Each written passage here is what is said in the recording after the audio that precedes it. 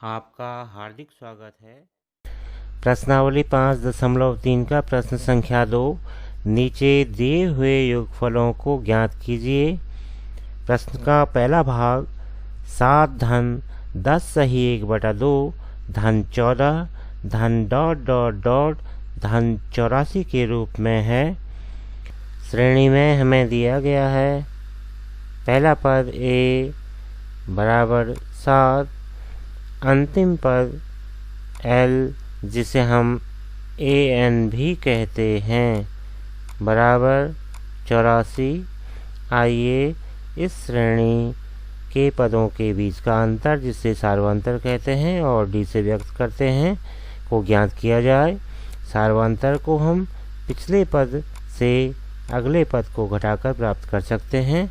यहाँ हम दूसरे पद से पहले पद को घटाकर सार्वंतर ज्ञात करने जा रहे हैं। दूसरा पद 10 सही 1/2 ऋण पहला पद 7, या इसे लिखा जा सकता है 21/2 ऋण 7/1, और यहाँ हम दोनों हरों का लॉसव 2 के रूप में ले सकते हैं। और इस तरह से अंश में हमारे पास 21 ऋण 14 के रूप में प्राप्ति होती है। और आगे हम इसे लिख सकते हैं 21 ऋण 14 यानी 7 और हर में 2। इस तरह से सार्वंतर 7/2 के रूप में प्राप्त होता है। इन मानों के अतिरिक्त हमें योग प्राप्त करने के लिए n की वैल्यू भी ज्ञात करनी होगी।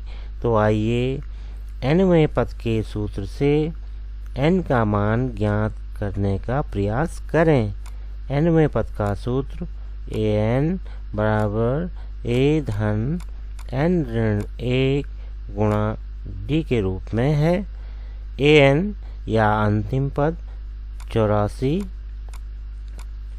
प्रथम पद 7, n ऋण 1, n की वैल्यू हमें ज्ञात करनी है, और गुणा d का मान हम ज्ञात कर चुके हैं 7/2 के रूप में, या हम लिख सकते हैं 84 ऋण 7 का पक्षांतरण हम बाएं पक्ष में कर चुके हैं। यह बाएं पक्ष में 84 ऋण 7 के रूप में है। n ऋण 1 गुणा 7/2, या आगे लिखा जा सकता है 84 ऋण 7 यानी 77 बराबर 7/2 n ऋण 1, या बाएं पक्ष में 77/7/2 लिखा जा सकता है। यहाँ दाएं पक्ष से 7/2 का पक्षांतरण बाएं पक्ष में कर दिया गया है, जो 77 के बटे में आ गया है बराबर n ऋण 1, या लिखा जा सकता है 77 गुणा 2/7 बराबर n ऋण 1, या अगले चरण में हम 7 से भाग करेंगे 77 को, तो 11 भागफल आएगा। 11 गुणा 2 शेष रहेगा बाएं पक्ष में, और दाएं पक्ष में n ऋण 1, या बाएं पक्ष में 22 और धन 1 ऋण 1 का पक्षांतरण दाएं पक्ष से बाएं पक्ष में करने पर यह 22 के साथ धन 1 के रूप में आ जाता है, और दाएं पक्ष में केवल n शेष रहता है। बाएं पक्ष में 23 और दाएं पक्ष में n। इस तरह से हम n की वैल्यू ज्ञात कर चुके हैं। अब हम श्रेणी के पदों का योगफल ज्ञात करेंगे। श्रेणी के n पदों का योगफल के लिए हमारे पास एक सूत्र है Sn बराबर n/2 a धन l, जहाँ a प्रथम पद तथा l अंतिम पद है। Sn n की वैल्यू 23 हम ज्ञात कर चुके हैं, अतः हम लिख सकते हैं S 23 बराबर n की वैल्यू 23 बटा 2, पहला पद 7 और अंतिम पद 84 जो हमें प्रश्न में दिया गया है। अगले चरण में S 23 बराबर